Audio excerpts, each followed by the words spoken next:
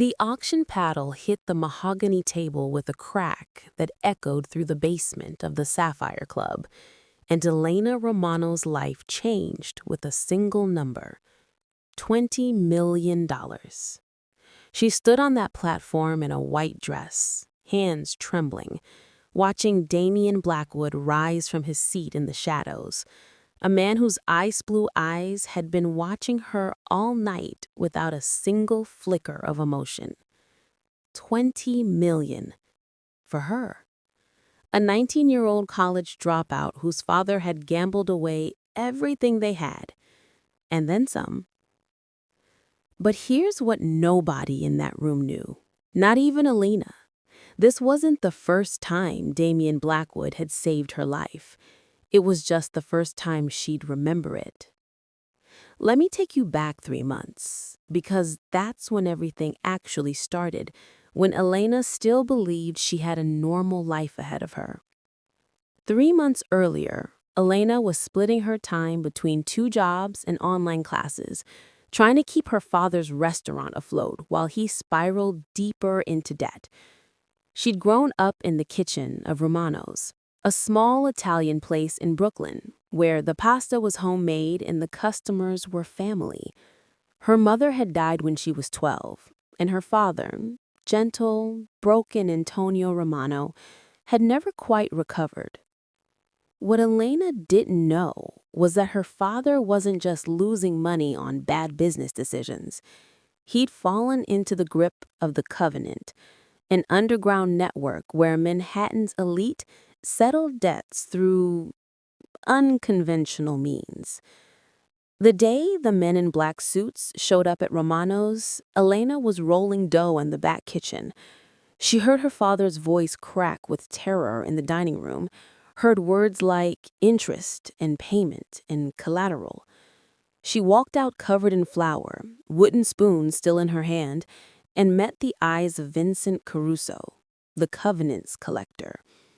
His smile was oil-slick smooth. "And who is this?" "My daughter," he whispered. "Please, she has nothing to do with this." But Vincent's eyes had already calculated her worth. $300,000, Antonio, due in 60 days, or we take the restaurant and anything else of value you possess. Elena spent the next 2 months fighting a losing battle. She picked up a 3rd job, night shifts at a 24-hour diner in Midtown, and slept 4 hours a night. She sold everything she owned, except her mother's locket. She even swallowed her pride and tried to get a loan. But at 19, with no credit history, every bank door closed in her face. What she didn't know, what she couldn't possibly know, was that someone had been watching, tracking, protecting from a distance. Damian Blackwood stood in the shadows across from Romano's every few nights, watching her lock up the restaurant at midnight before heading to her next shift. His driver would ask if he wanted to approach, and every time, Damian would shake his head. "Not yet. It's not safe yet." His head of security, a woman named Reeves, who'd been with him for 15 years, would occasionally question the obsession. "Sir, if you want to help her, why not just pay the debt?" And Damian's answer was always the same. "Because Vincent is watching. If he interfered directly, he'll know there's a connection. And if he knows that..." He never finished the sentence, but Reeves understood. The Covenant didn't just collect debts. They collected leverage. Here's what you need to understand, and this is important, because when Elena finally learns this truth, it will shatter everything she believes about the man who bought her. Damian Blackwood wasn't watching Elena because he just discovered her. He'd been protecting her for 7 years. The night Elena's mother died in that hit and run when Elena was 12, It wasn't an accident. It was a message meant for someone else, a message that hit the wrong target because Damien's enemies got the wrong address.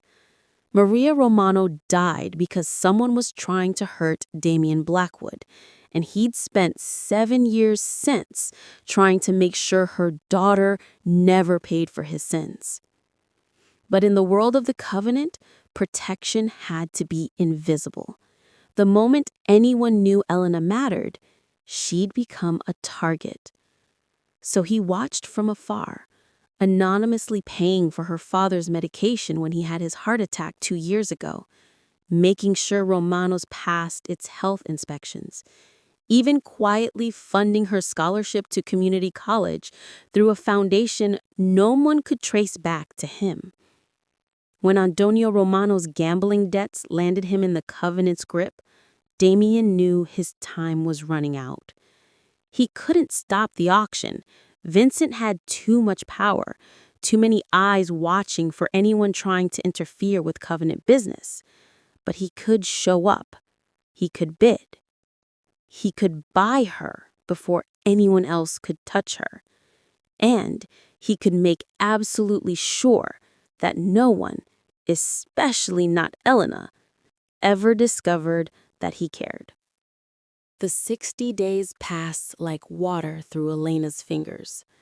The morning of the deadline, she stood in Romano's empty dining room with her father, surrounded by the ghosts of birthday parties and anniversary dinners and Sunday family meals. "There has to be another way," she said, but her voice was hollow. She already knew there wasn't. Antonio's hands shook as he held her face. "I'm so sorry, Piccola. I'm so sorry." That's when Vincent walked in, flanked by 2 men who looked like they'd break bones for fun. His smile was almost sympathetic. Almost. "Antonio, Elena, I hope you've had time to think about my proposition." The proposition was simple.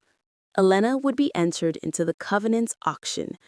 High net worth members bid for various forms of contracts, business partnerships, personal staff, even companions for social events.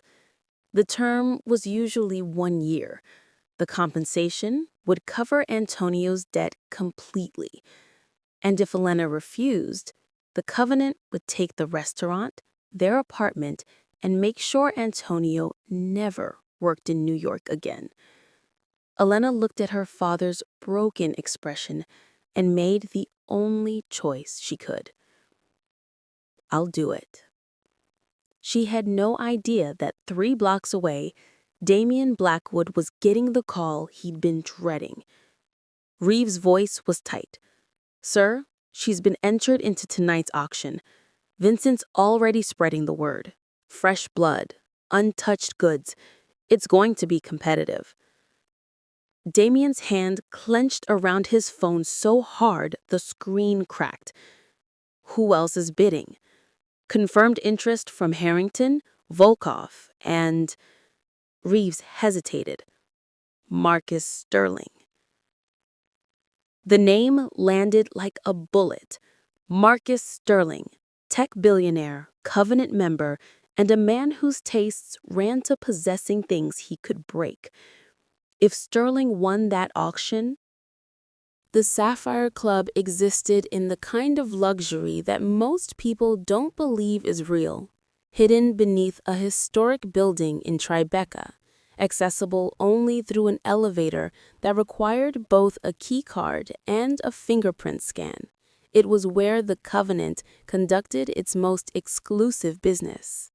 Elena descended those basement stairs in a white dress Vincent's people had given her, her mother's locket the only piece of herself she was allowed to keep.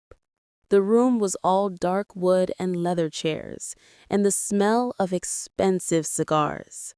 30 people, maybe less, all watching as she stepped onto the platform. Vincent's voice was smooth as silk. Gentlemen and ladies of the covenant, may I present our final offering of the evening. Elena Romano, 19 years old, daughter of Antonio Romano.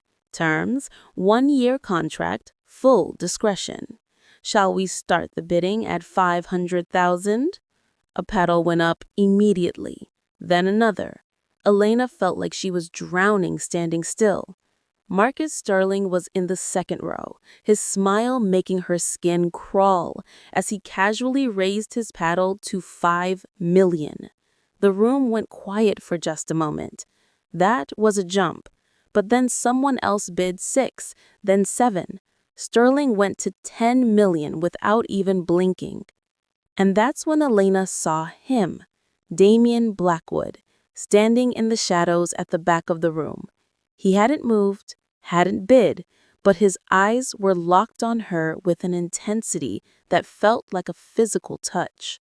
Then Sterling raised to 15 million and said loud enough for everyone to hear, "I do enjoy a challenge." That's when Damien's voice cut through the room like a blade made of ice.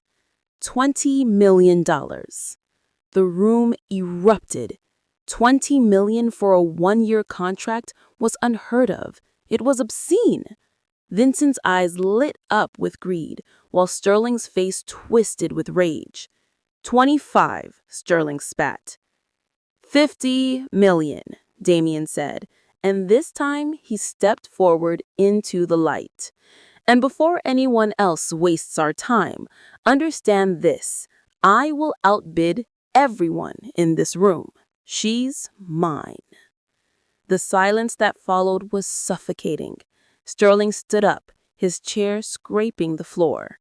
"This isn't over, Blackwood."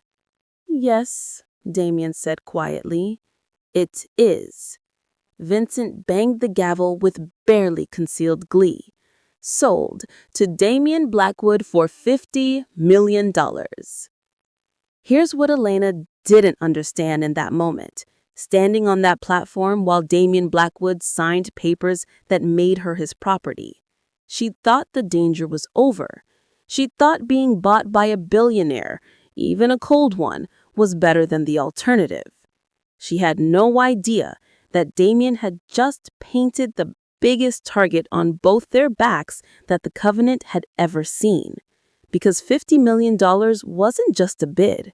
It was a declaration, and everyone in that room now knew that Elena Romano meant something to Damien Blackwood, which meant Vincent Caruso, Marcus Sterling, and every other predator in the Covenant now had the leverage they'd been searching for.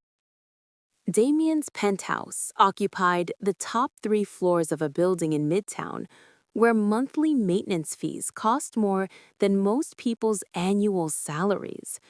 Floor-to-ceiling windows overlooked Central Park. Art that belonged in museums hung on walls. Everything was pristine, cold, untouchable. Just like its owner. The car ride from the Sapphire Club had been silent. Damien sat across from Elena, not looking at her, his jaw tight and his hands clenched. When they arrived, he spoke his first words directly to her. "Reeves will show you to your room. Stay there." Elena followed Reeves, a woman in her 40s with sharp eyes and an even sharper suit, through hallways that felt more like a luxury hotel than a home. The room she was given was bigger than her entire apartment in Brooklyn, with a view that would have taken her breath away if she could breathe at all. "Bathrooms through there," Reeves said, her voice surprisingly gentle. "There are clothes in the closet that should fit. Mr. Blackwood will send for you in the morning." "What happens in the morning?" Elena's voice came out smaller than she wanted. Reeves looked at her for a long moment, something like pity flickering in her eyes. "That depends on what he decides you're worth the risk for." She left Elena alone in that enormous room, and for the first time since her mother died, Elena broke down completely. She curled up on a bed that cost more than a car and cried until she had nothing left. What she didn't know was that 3 floors up, Damien stood at his office window, a glass of scotch untouched in his hand, and made a decision that would change everything. He pulled out his phone and called Reeves. "I need you to make her hate me." "Sir?" "Vincent is already suspicious. Sterling's furious. If anyone thinks I care about her beyond her use as a contract, they'll come for her to get to me." His voice was empty, controlled. "So I need her to believe I'm exactly what she thinks I am. Cold, cruel, someone who bought her because he could." "And what happens when this is over? When the year is up and she's free?" Damien's reflection in the window looked haunted. "Then she walks away hating me, and she stays alive. That's all that matters." The next 3 months were psychological torture, and Elena had no idea it was all an act. Damien treated her like a ghost. He'd leave lists of tasks, organize his office, prepare his meals, attend events on his arm in expensive dresses, while he barely acknowledged her presence.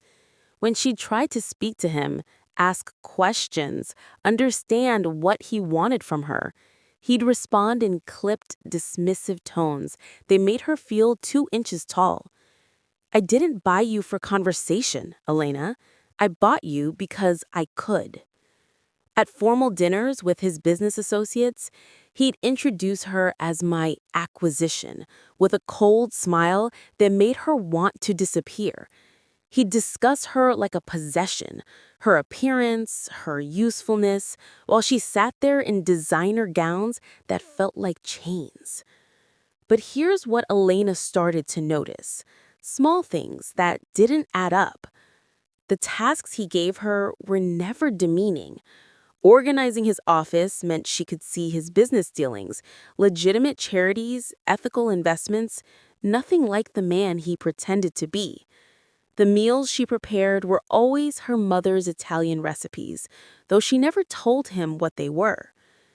And at those formal dinners, when someone's comments crossed from crude to threatening, Damien's hand would subtly move to the small of her back, a silent shield.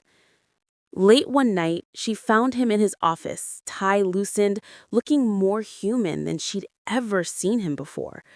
A file was open on his desk, and before he could close it, she caught a glimpse. Photographs of a car accident, a woman, a date from 7 years ago. "Get out," he said, but his voice cracked. "Who was she?" Elena whispered. His eyes met hers, and for just a second, she saw pain so raw it took her breath away. Then the mask slammed back down. "None of your concern. Go to bed, Elena." But she'd seen it, a crack in the armor, and she started wondering if maybe Damien Blackwood wasn't the monster he wanted her to believe he was. That's when Reeves knocked on Elena's door at 2 in the morning, her face grim. "Get dressed. We need to talk, and we don't have much time." In a secure room in the penthouse, one Elena didn't even know existed, Reeves pulled out a tablet and showed her surveillance footage. Vincent Caruso meeting with Marcus Sterling. The audio was crystal clear. Blackwood's gotten soft over a girl. Can you believe it? $50 million. Sterling's laugh was vicious. "Then we use her. Make him choose. His empire or her life. Either way, we win." But that wasn't the twist that made Elena's blood run cold. It was what Reeves said next. "Elena, I need you to understand something.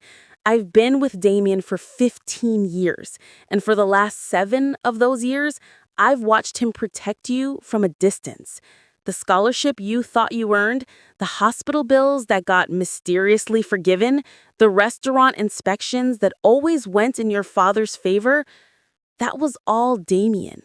He's been watching over you since your mother died, because your mother's death was meant for someone in his world. She died by accident in his place. And he spent 7 years trying to keep you from paying for his sins. The room spun. You're lying. I wish I was. But Vincent knows now, Sterling knows, and they're going to use you to destroy him unless we act first. The question is, do you trust me enough to help save his life? Or do you hate him too much to care? Elena's hands were shaking.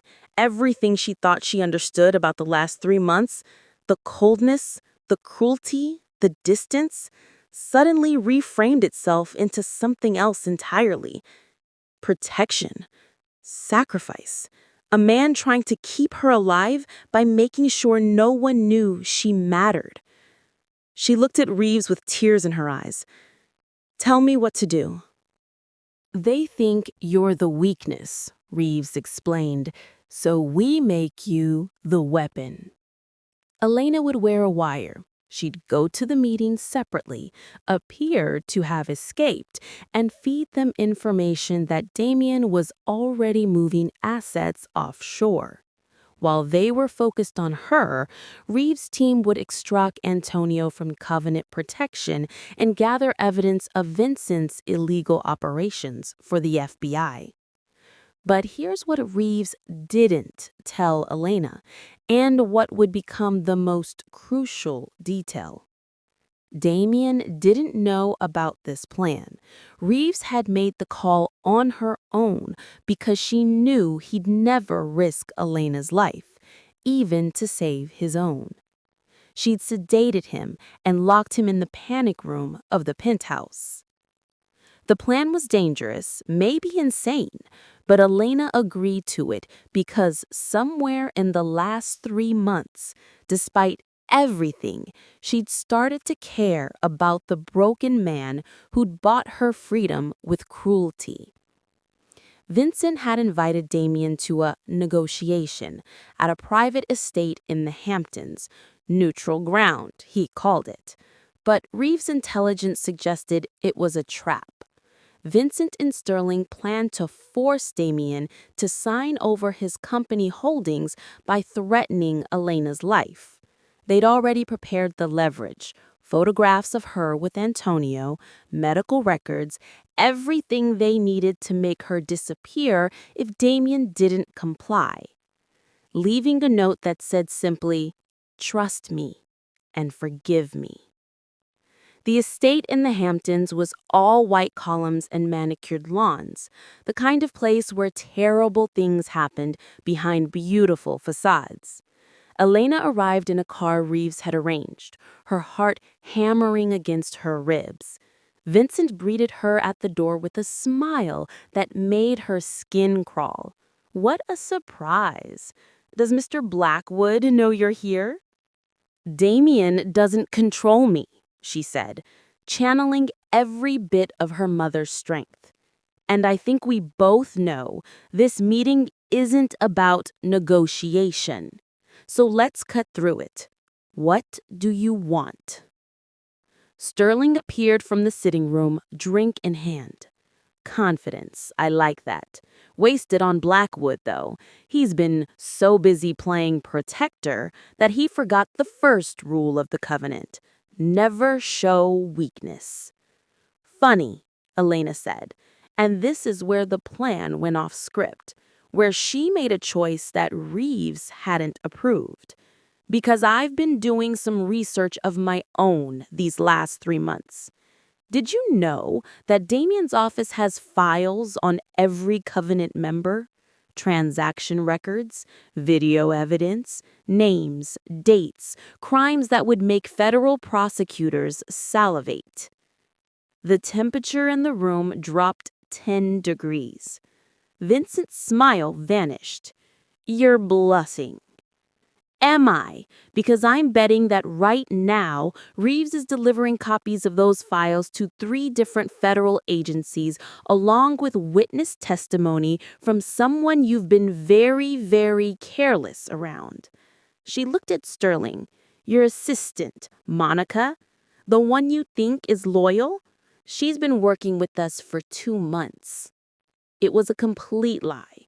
Elena had no idea if Monica even existed, but she'd learned something living with Damien Blackwood. Power is 90% confidence and 10% truth. And right now she was betting everything on their fear. Sterling's hand moved toward his jacket, toward a gun, Elena realized with ice-cold clarity. This was the moment. This is where she'd walk out alive or not at all. That's when the door exploded inward and Damien Blackwood stood there, fury and terror warring on his face. Get away from her, now! Damien had broken out of the panic room, cracked the biometric lock through sheer force and desperation when he realized what Reeves had done. He'd driven to the Hamptons at speeds that should have killed him, every worst-case scenario playing through his mind. And now he stood in that doorway, looking at Elena facing down two of the most dangerous men in New York, and something inside him shattered completely. "You shouldn't be here," Elena said, her voice steady, even though her hands were shaking. "Neither should you." He moved into the room, positioning himself between her and Sterling's gun. "This ends now, Vincent. I'll give you the company, the holdings, everything. Just let her walk away." "No," Elena said sharply. "Damien, don't. Elena, please." And this time his voice broke. This time the mask was gone. "Please just let me save you. It's all I've been trying to do for 7 years." The room went silent. Vincent's eyes widened as understanding dawned. 7 years? But that would mean the accident. Maria Romano. He started laughing, a sound like breaking glass. "Oh, this is perfect. You've been protecting her because you killed her mother." "No," said a voice from the doorway.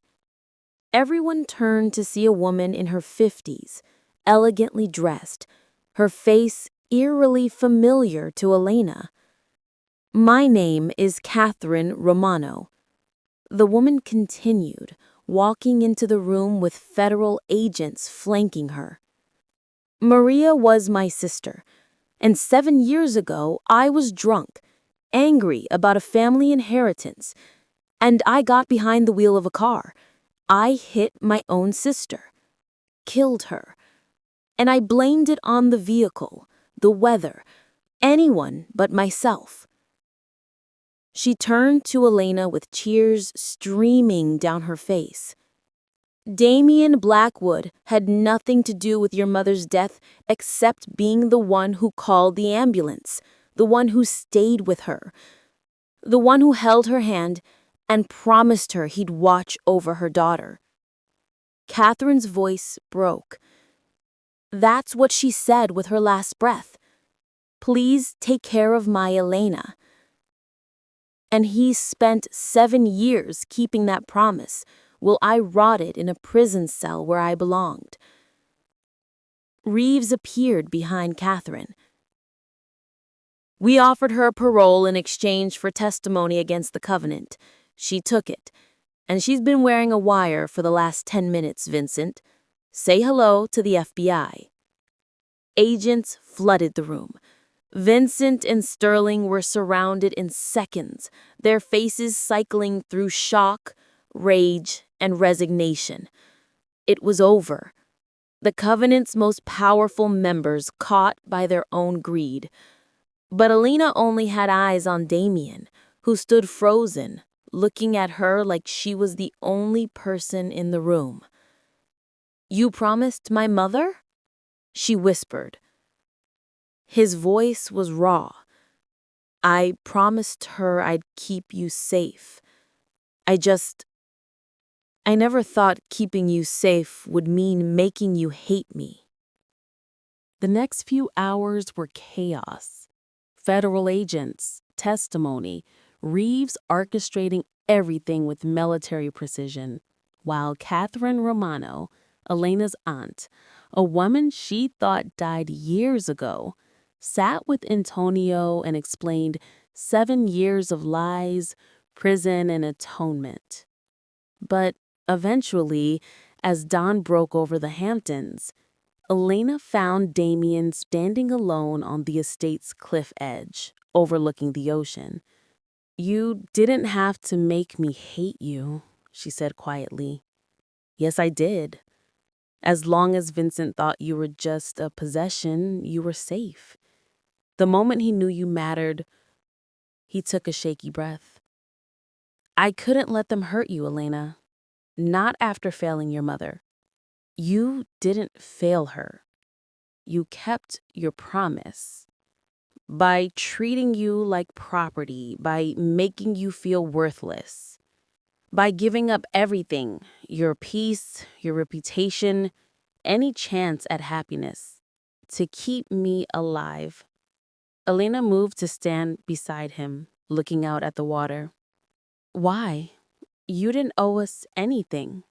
Finally, he turned to look at her. His ice blue eyes were no longer cold. They were full of 7 years of loneliness, guilt, and something else. Something that made her heart stutter. Your mother's last words weren't just, "Take care of Elena." She said, "She's the light in a dark world. Don't let it go out." And somewhere in the last 7 years of watching you from afar, watching you work 3 jobs and never lose your kindness, watching you care for your father and never lose your hope, I started believing her. You were the light, and I'd do anything to keep it burning. Even make me hate you, especially that. Because you hating me meant you were alive to feel anything at all. Elena took a breath and said the things she'd been too afraid to admit, even to herself. What if I told you I never hated you?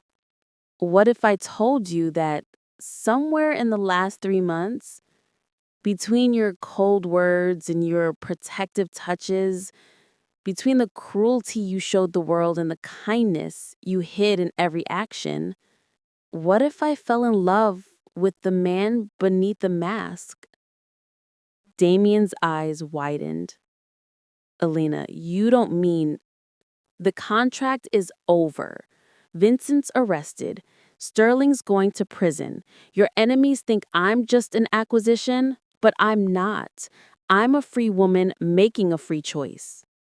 She reached up and touched his face, feeling him tremble beneath her palm.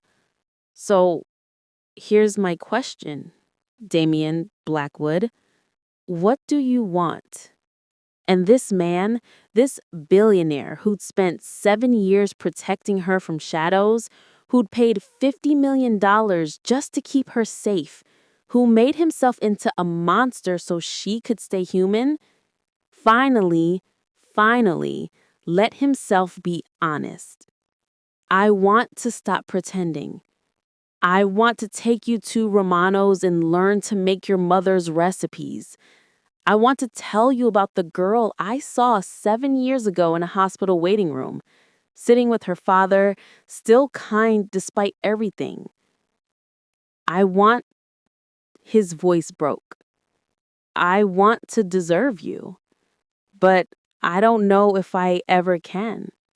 If you believe people deserve second chances, that love can be forged in protection and sacrifice, drop a comment saying true love protects, because what Elena does next changed both their lives forever." Elena stood on her toes and kissed him. Not a tentative kiss, not uncertain, a kiss that said, "I choose you. I see you. I forgive you."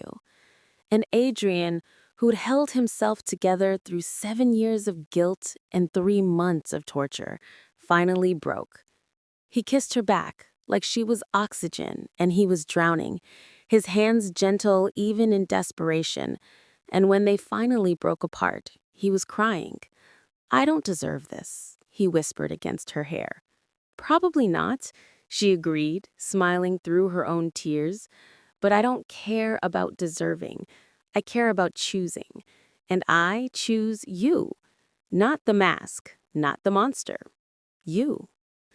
The sun rose fully over the ocean, painting everything gold, and Damien laughed, a sound Elena had never heard from him. "Your aunt is probably planning my murder." "Oh, definitely, and my father might help. But first, you're going to hire them both to help reopen Romano's, because I'm thinking we turn it into a foundation, teach kids from tough neighborhoods how to cook, give them job training, create something good from all this darkness. Using my money? Using our resources. Because if we're doing this, if we're really doing this, we're partners, equal. No contracts, no transactions, just us." Damien pulled her close, and for the first time in 7 years, he let himself believe in something beyond guilt and protection. He let himself believe in love. "Just us," he agreed. "But Elena, yes, I'm still going to protect you.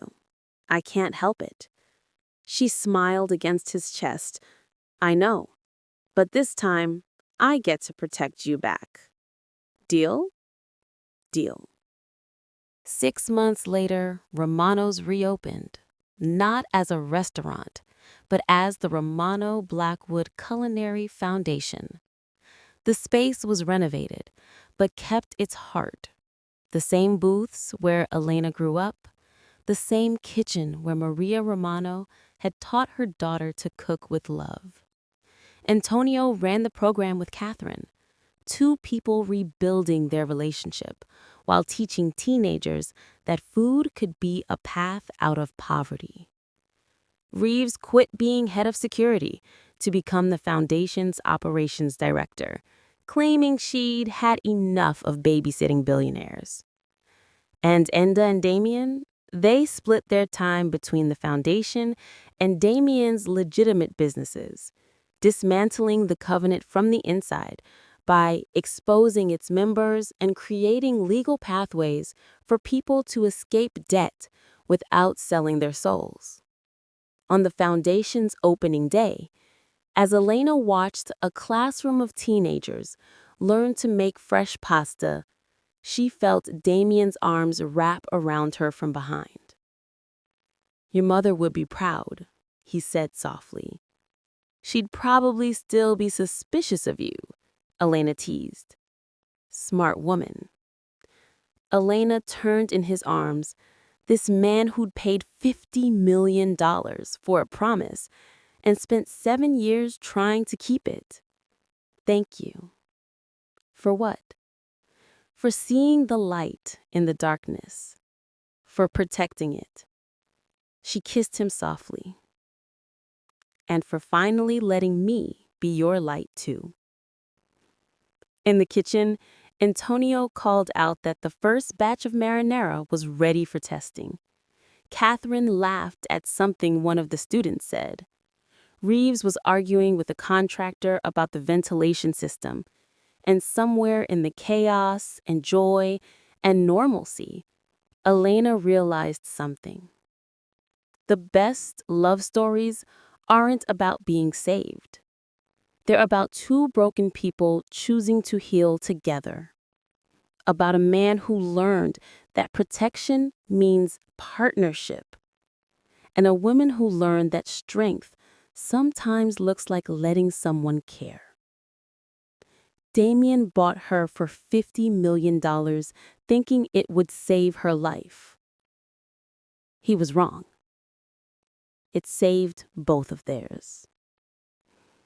And as Romano's kitchen filled with laughter, marinara sauce, and the kind of family that's chosen rather than inherited, Elena Romano, no longer a possession, no longer a contract, just a woman in love with a man who'd never stopped trying to keep a promise, finally felt like she'd come home.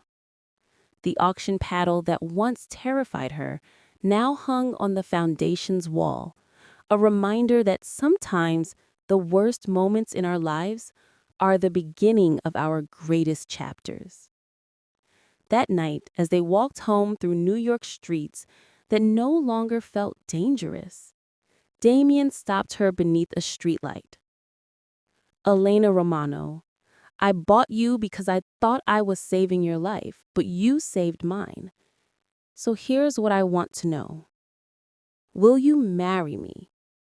Not as a contract, not as a transaction, just as the woman I love and the partner I choose every single day." She looked at this man, her protector, her partner, her home, and smiled with all the light she'd never let the darkness take. "Yes, but only if you promise to stop trying to save me." "Never," he said, grinning. "But I promise to let you save me back." And beneath that streetlight in a city that had tried to break them both, Elena and Damien kissed. Two people who'd found each other in the darkness and chosen to walk toward the light together. The contract was over. The real love story was just beginning. And somewhere, watching from wherever souls go when they leave this world, Maria Romano smiled.